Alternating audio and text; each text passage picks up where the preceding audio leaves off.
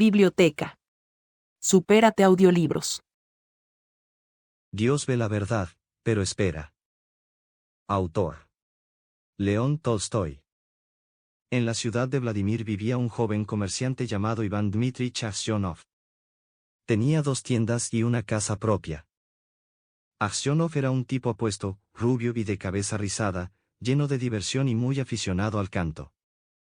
De muy joven había sido dado a la bebida, y se desbocaba cuando se excedía, pero después de casarse dejó de beber, salvo de vez en cuando. Un verano, Aksionov iba a la feria de Nizhny, y al despedirse de su familia su mujer le dijo: Iván Dmitrich, no salgas hoy, he tenido un mal sueño contigo.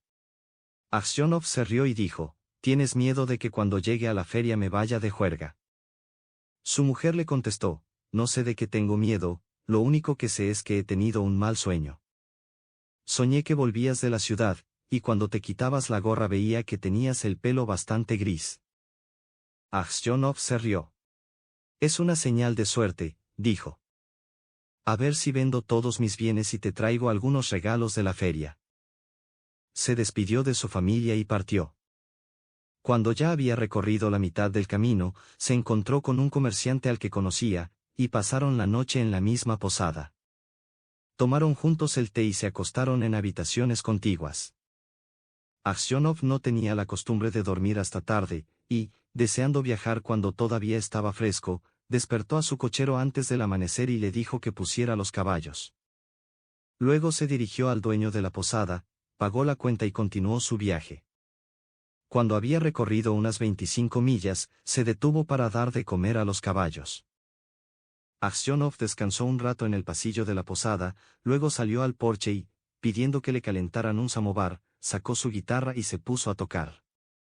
De repente se acercó una troika con campanas tintineantes, y se apeó un oficial, seguido de 2 soldados. Se acercó a Aksionov y comenzó a interrogarle, preguntándole quién era y de dónde venía. Aksionov le contestó con todo detalle y le dijo: ¿No quiere tomar un té conmigo? Pero el funcionario continuó interrogándolo y preguntándole: ¿Dónde pasaste la noche anterior? ¿Estuviste solo o con otro comerciante? ¿Has visto al otro comerciante esta mañana? ¿Por qué dejaste la posada antes del amanecer? Aksionov se preguntó por qué le hacían todas esas preguntas, pero describió todo lo que había sucedido, y luego añadió: ¿Por qué me interrogas como si fuera un ladrón o un asaltante? Estoy viajando por asuntos propios, y no hay necesidad de interrogarme. Entonces el oficial, llamando a los soldados, dijo: Soy el oficial de policía de este distrito, y te interrogo porque el comerciante con el que pasaste la noche anterior ha sido encontrado degollado. Debemos registrar sus cosas. Entraron en la casa. Los soldados y el oficial de policía desataron el equipaje de Aksionov y lo registraron. De repente, el oficial sacó un cuchillo de una bolsa, gritando: ¿De quién es este cuchillo? Aksionov miró, y al ver un cuchillo manchado de sangre sacado de su bolsa, se asustó. ¿Cómo es que hay sangre en este cuchillo? Aksionov intentó responder, pero apenas pudo pronunciar una palabra. Y solo tartamudeó: no lo sé, no es mío. Entonces el policía dijo: esta mañana el comerciante fue encontrado en la cama con la garganta cortada. Usted es la única persona que pudo haberlo hecho. Su mujer estaba desesperada y no sabía qué creer. Sus hijos eran bastante pequeños, uno de ellos era un bebé de pecho. Llevándolos a todos, se dirigió a la ciudad donde su marido estaba encarcelado. Al principio no le permitieron verlo, pero, después de mucho rogar, obtuvo el permiso de los funcionarios y fue llevada hasta él. Cuando vio a su marido vestido de prisión y encadenado, encerrado con ladrones y delincuentes, se derrumbó y no volvió a recobrar el sentido durante mucho tiempo. Entonces atrajo a sus hijos hacia ella y se sentó cerca de él. Le contó las cosas de su casa y le preguntó qué le había pasado. Él se lo contó todo, y ella preguntó: ¿qué podemos hacer ahora? Debemos pedir al zar que no deje perecer a un inocente. Su mujer le dijo que había enviado una petición al zar, pero que no había sido aceptada. Aksionov no respondió, sino que se limitó a mirar abatido. Entonces su mujer le dijo: no en vano soñé que tu pelo se había vuelto gris. ¿Te acuerdas? Ese día no debiste empezar. Y pasándole los dedos por el pelo, dijo, vaya querida, dile a tu mujer la verdad, ¿no fuiste tú quien lo hizo? Así que tú también sospechas de mí, dijo Aksionov, y, escondiendo el rostro entre las manos, se puso a llorar.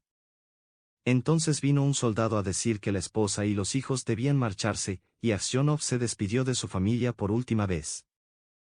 Cuando se fueron, Aksionov recordó lo que se había dicho, y cuando recordó que su mujer también había sospechado de él, se dijo a sí mismo, parece que solo Dios puede conocer la verdad. Solo a él debemos apelar, y solo de él esperamos misericordia. Y Aksionov no escribió más peticiones, abandonó toda esperanza, y solo rezó a Dios. Aksionov fue condenado a ser azotado y enviado a las minas. Así que fue azotado con un golpe, y cuando las heridas hechas por el golpe se curaron, fue conducido a Siberia con otros convictos. Durante 26 años Aksionov vivió como convicto en Siberia. Su pelo se volvió blanco como la nieve y su barba se volvió larga, fina y gris.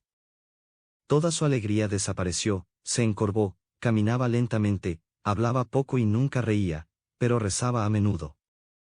En la cárcel, Aksionov aprendió a hacer botas y ganó un poco de dinero, con el que compró la vida de los santos. Leía este libro cuando había suficiente luz en la cárcel, y los domingos, en la iglesia de la prisión, leía las lecciones y cantaba en el coro, pues su voz aún era buena. Las autoridades de la cárcel apreciaban a Aksionov por su mansedumbre, y sus compañeros lo respetaban, lo llamaban el abuelo y el santo.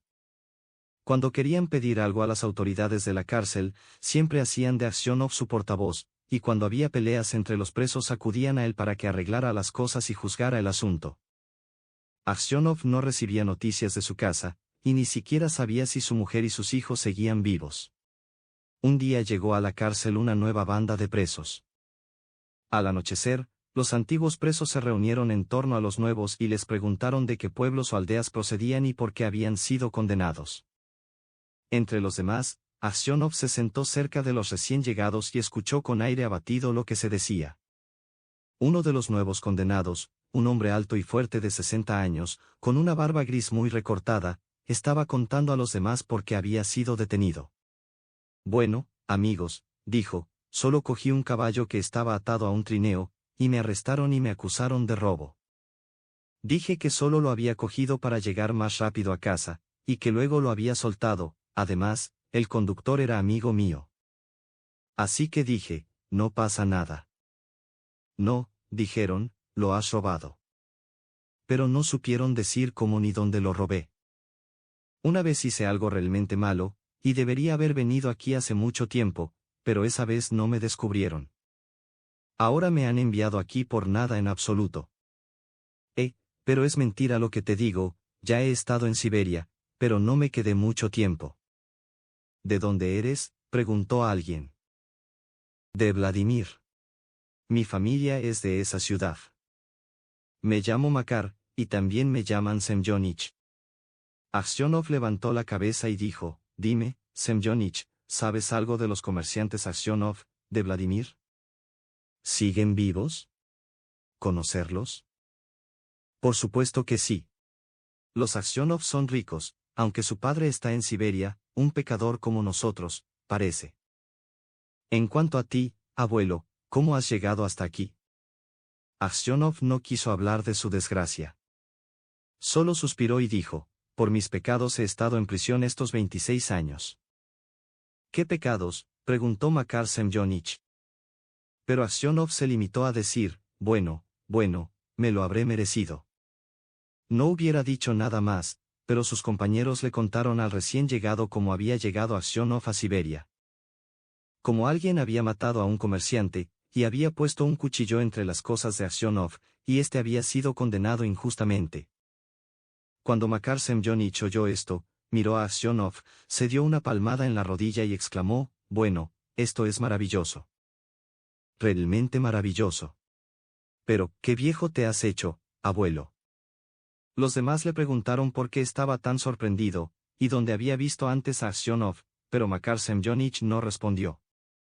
Solo dijo, es maravilloso que nos encontremos aquí, muchachos.